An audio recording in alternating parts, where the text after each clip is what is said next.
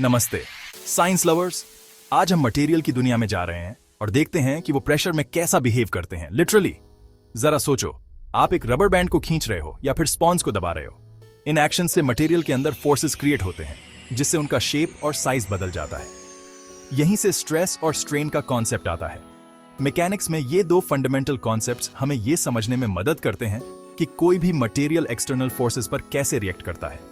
चाहे आप एक बड़ी बिल्डिंग बना रहे हो या फिर ब्रिज, स्ट्रेंथ, स्टेबिलिटी और सेफ्टी के लिए स्ट्रेस और स्ट्रेन को समझना बहुत जरूरी है। आगे के सेक्शंस में हम इन कॉन्सेप्ट्स को डिटेल्स में एक्सप्लोर करेंगे और साथ ही डेली लाइफ के एग्जाम्पल्स से इन्हें इजी और एंगेजिंग बनाएंगे। तो तैयार हो जाइए मटेरियल्स के सीक्रेट्स जानने के लिए। तो चलिए साइंस एंथुसियास्ट्स, इस इंटरेस्टिंग सफर पर चलते हैं। मैकेनिक्स ऑफ मटेरियल्स के शुरू करते हैं।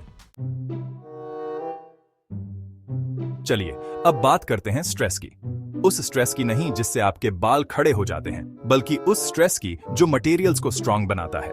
आसान भाषा में स्ट्रेस एक मटेरियल का इंटरनल रेजिस्टेंस होता है किसी भी एक्सटर्नल फोर्स के अगेंस्ट। ऐसे समझो, आप किसी ऑब्जेक्ट पर फोर्स लगाते हो और वो ऑब्जेक्ट भी उतनी ही फोर्स से आपको वापस धकेलता है। इस इंटरनल पुशबैक को जो ऑब्जेक्ट के क्रॉस सेक्शनल एरिया पर डिस्ट्रीब्यूट होता है उसे हम स्ट्रेस कहते हैं। स्ट्रेस को हम पास्कल्स में मेजर करते हैं जो कि न्यूटन्स पर स्क्वायर मीटर होता है। स्ट्रेस कई टाइप्स के होते हैं, लेकिन दो मोस्ट कॉमन ये हैं। नॉर्मल स्ट्रेस ये तब होता है जब कोई फोर्स मटेरियल की सरफेस पर परपेंडिकुलर लगती है। इमेजिन करो कि आप एक रस्सी को दोनों तरफ से खींच रहे हैं, यह टेंसल स्ट्रेस है। एक स्प्रिंग को नीचे की तरफ दबाने पर कंप्रेसिव स्ट्रेस क्रिएट होता है। शीयर स्ट्रेस ये तब होता है जब कोई फोर्स मटेरियल की सरफेस के पैरेलल लगती है। ताश के पत्तों को फैलाने के बारे में सोचो या कैंची से कागज के एक टुकड़े को काटने के बारे में। यह एक्शन में शीयर स्ट्रेस है। किसी मटेरियल पर किस टाइप का स्ट्रेस लग रहा है यह समझना इंजीनियरिंग डिजाइन में बहुत जरूरी होता है। अलग अलग मटेरियल में अलग अलग स्ट्रेस कंडीशंस में अलग अलग स्ट्रेंथ्स और वीकनेसेस होती हैं। अगले सेक्शन में हम स्ट्रेन के बारे में जानेंगे जो मटेरियल मैकेनिक्स का दूसरा की प्लेयर है। अब बात करते हैं स्ट्रेन की।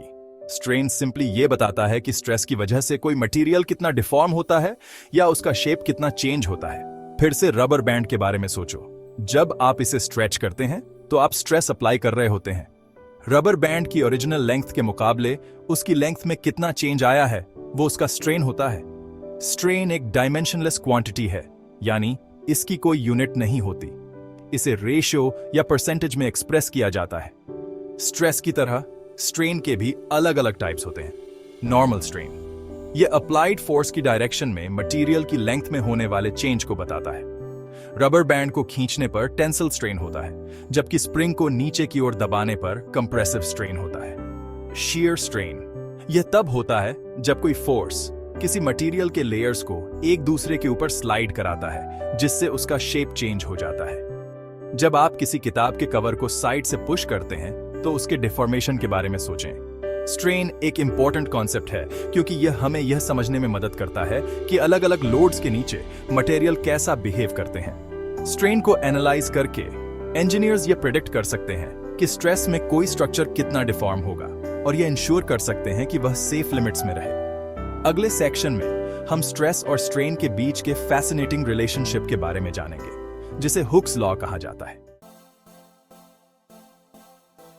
अभी तक हमने स्ट्रेस के बारे में जाना है, जो कि मटेरियल के अंदर लगने वाला फोर्स है, और स्ट्रेन जो कि डिफॉर्मेशन है। लेकिन ये दोनों कंसेप्ट्स आपस में कैसे रिलेटेड हैं?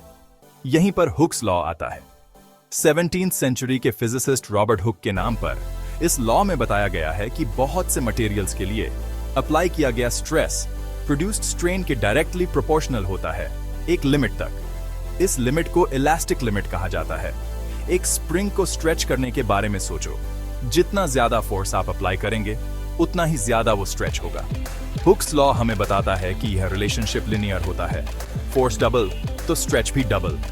हम हुक्स लॉ को मैथमेटिकली ऐसे एक्सप्रेस कर सकते हैं। सिग्मा इक्वल्स ई, जहां सिग्मा स्ट्रेस को रिप्रेजेंट करता है, ई यंग्स मॉड्यूलस है जो एक मटेरियल प्रॉपर्टी है जो उसकी स्टिफनेस को रिप्रेजेंट करता है, और एप्सिलॉन स्ट्रेन को रिप्रेजेंट करता है।